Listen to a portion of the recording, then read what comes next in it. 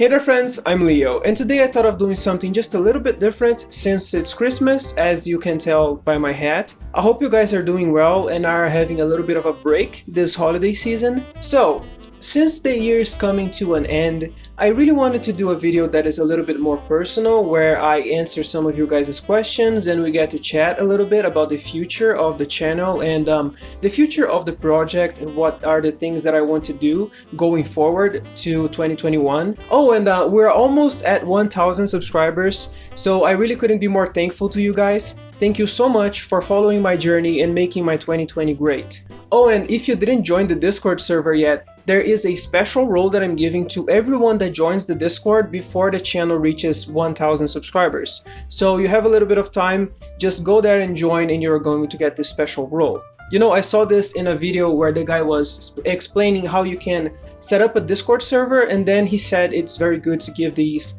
special roles, and I really see that now. It's really fun thinking about in a little bit of time, you know, like 1 or 2 years, this is gonna be a very prestigious role because it's never coming back, and everyone that got it were the actual founders of the channel, I think. So I'm gonna answer some questions that you guys asked me in the last devlogs that I made, and then we're going to talk a little bit about the future and about the project. So the first question comes from Picscope Studios.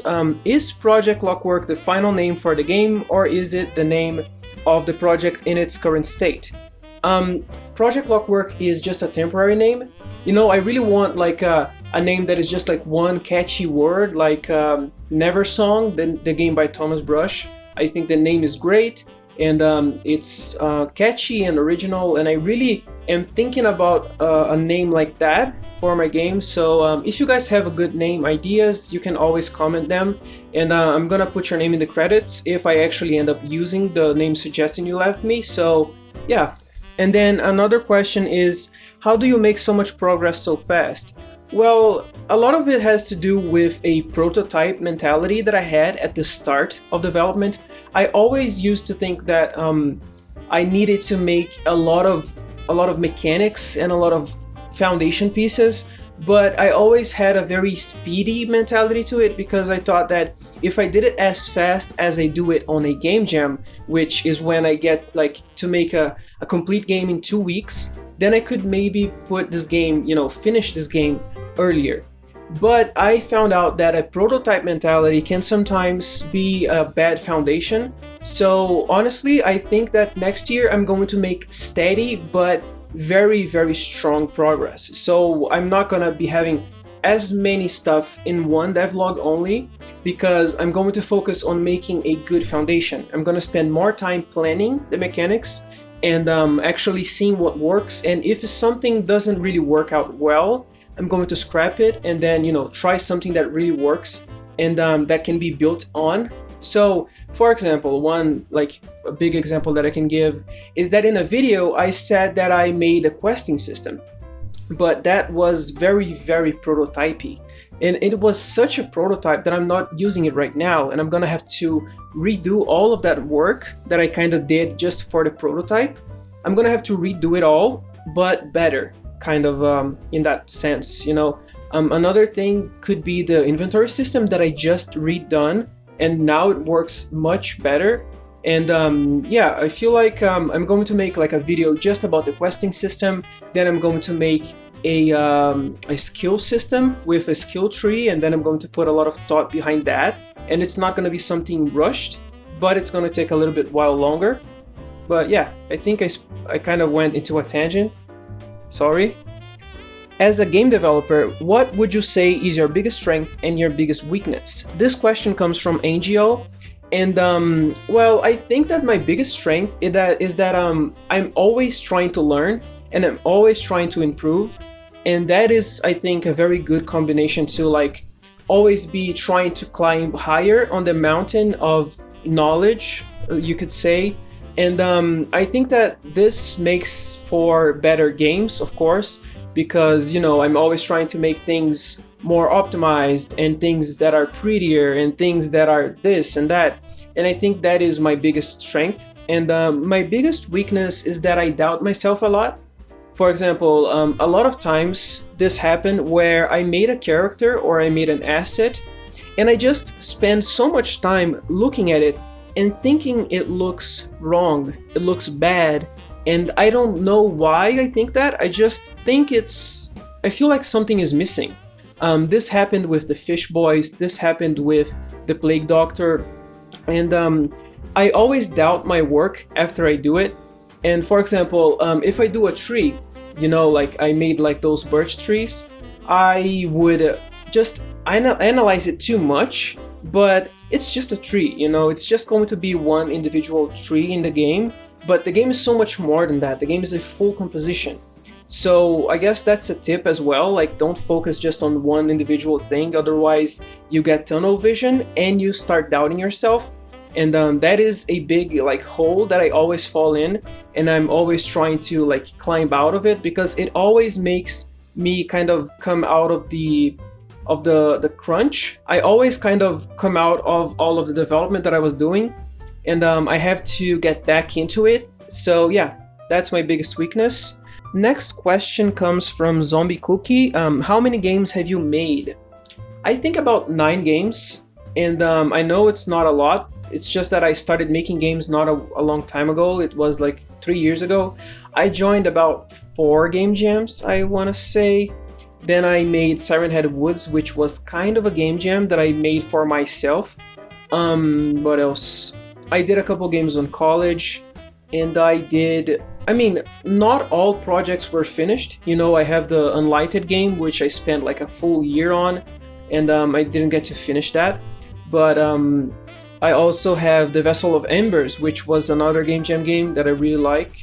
So I think the final number is about 10, 9, something like that. The next question from Zombie Cookie is, what was the worst mistake you did while making a game? I think my worst mistake ever by making a game was in a game jam. I was making the Vessel of Embers, which was a game jam for the Unreal Spring Jam of this year. And I remember that I had just 2 weeks to make a full game. And the problem that I had is that I just rushed. I really needed to get a full game out. I wanted to have voice acting, I wanted to have a story, I wanted to have cutscenes, the whole package, right? Just a small self-contained story that gives you a choice at the end. The story has a little twist. It's not that big of a deal, but it has a little bit of a twist at the end. And I got too focused on rushing that I kind of forgot to make like LODs for the trees, like stuff that is very basic that you need to do in order to have performance in open world games.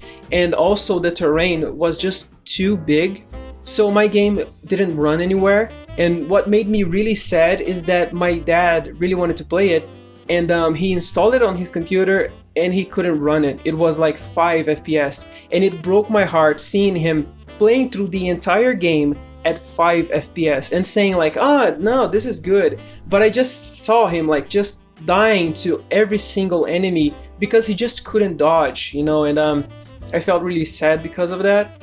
And but to be fair, the game was very, very big.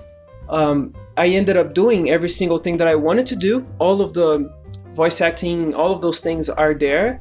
And I'm really proud of what the game became, but I'm not really proud that it doesn't really run well. Maybe I could come back to it and just rework all of those trees and make kind of a revisiting to that game and maybe make a video about it. Next question comes from Hexadot Stuff. Thank you for the compliment. And he asks the question, how did all of this developing skill started, and who inspired you and your motivations? Well, as I said before, I started making games 3 years ago.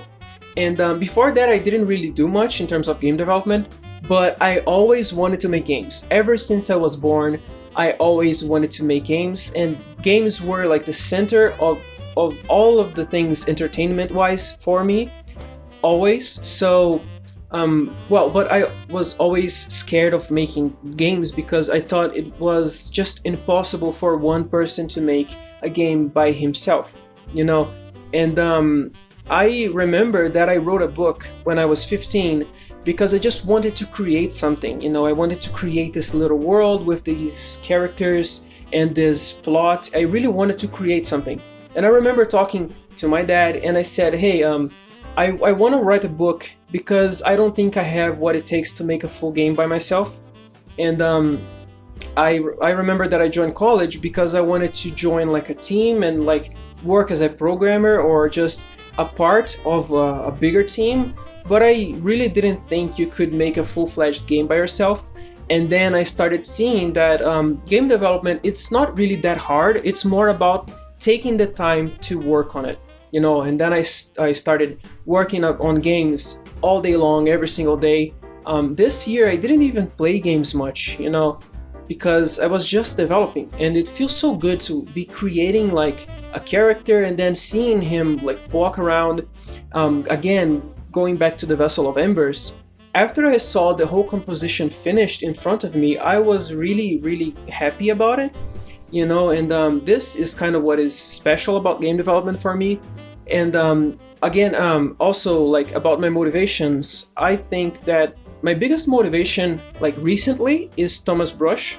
I think he is just this incredible game developer, and my biggest inspiration, because I love the way he works and I love like his games, and I think he's incredibly talented. Another person that I really am following and I really like is Raymond Chips. He is someone that is making a game called Project Feline. Is also a game that he is solo developing, if I'm not mistaken. And both of these guys, I feel like they are kind of what I want to become in the future. Like I really aspire to be like them. And yeah, that's all I have for motivations, I guess. So those were all of the questions you guys had for me, and I could make more of these videos where I answer questions if you want. Just comment it down below that you want more videos like that, and then, you know, ask some questions and we can get like a dialogue started, I guess, you know, where we make a video where I show my face and I talk, and I can have the old setup back. You know, here it is, the old setup. It's been a while, you know, since I made, going on a little bit of a tangent here, it's been a while since I made a video like this, you know. It's even weird, I forgot how to set up all of this, you know. Remember me to take a picture of this, just I have to set up something with my phone to record the audio and then the video in here. And I gotta worry about the lights. It's just very nostalgic, kind of, because it's been a while, you know. But now I want to chat a little bit about what I want to do next year. You know, I have this big list of goals that I have like in a mind map, where I have every single thing that I want to do next year, but like in big kind of bubbles. And then I have an order to these bubbles that I want to go through. So at the end of it, I really want to have like a vertical slice of the game where you can actually play through it. It's just not gonna have a lot of content, but the whole foundation of the game I want to be done in 2021. So it's gonna be a big year, a lot of stuff in development that I want to do. And I also have a lot of side quests that I'm calling it, where it's smaller objectives that I am going to be doing in between those bigger objectives. So, you know, the hamster bots that I want to do, those are a secondary objective. And then I'm going to turn that into a video, and then I'm going to, for example, make the mobile turret in your back. That is also a secondary objective that I'm going to do for fun, and then to have something cool to show you guys every now and then. But for the main quests, I have like a skill tree, I have integrated grass system, I have chopping wood, and just foraging in general with like minerals and nodes of rock that you can mine. All of those things that are kind of required in a game like the one I'm trying to make. I feel like the game right now is just very good at showing you what the game is going to be like with this whole prototype mentality. It's just a very good like little window that you can peek through and kind of imagine the whole thing done. But what I want now is an actual playable vertical slice that you can interact with all of the major systems the game is going to have. All of the core mechanics need to be there already. And then we're going to have this sort of back and forth where you guys are going to say, oh, this mechanic could be tweaked a little bit and that mechanic could be removed, I don't know. And then I'm going to be actively developing the game, and you guys would be actively giving me feedback as we go. And I feel like that is a very good synergy to make like a good game. Subnautica is amazing, and they were developing the game while people were playing it, and I really like this sort of a community feeling. That's what I'm hoping for at the end of 2021. Now, another thing that I really want to focus on this coming year is to make more tutorials on Patreon and courses on Udemy. I really want to give you guys more value for being patrons. You know, I don't want Patreon to be just like this place where you donate me money. You know, I want people to invest in me and immediately get something in return. So I think that if I just show you how I made my entire game in form of tutorials where I teach each and every one of my mechanics, then I think that is a good kind of return in your investment right away. And as I do more tutorials, you guys are going to get even more of a return.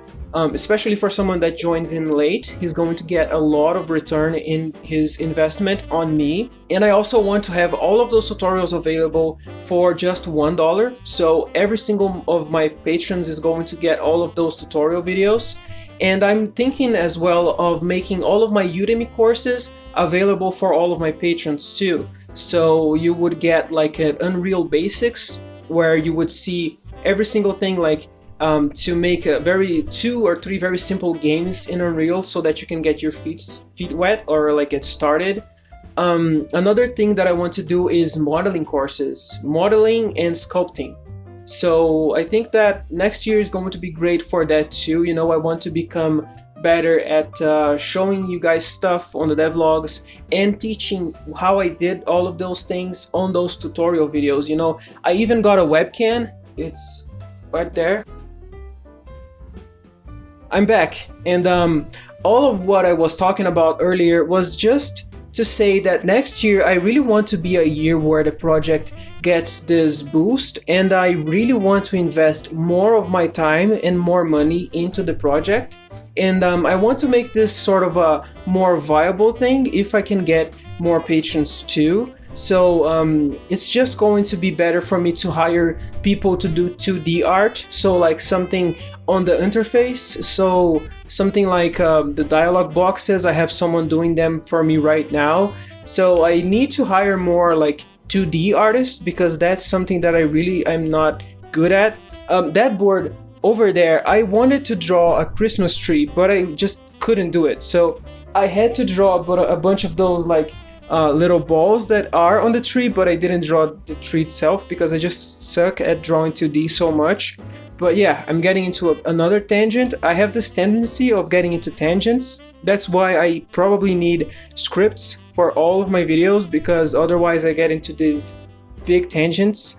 But yeah, so yeah, that is it for the special Christmas video, AMA kind of thing. And I again want to thank you guys for supporting me. I want to thank you guys for believing in the project, and I want to thank you guys for following this journey with Project Clockwork. I wish you guys an amazing Christmas. Thank you for an amazing year, and that 2021 we can do even better. I'm Leo, signing off.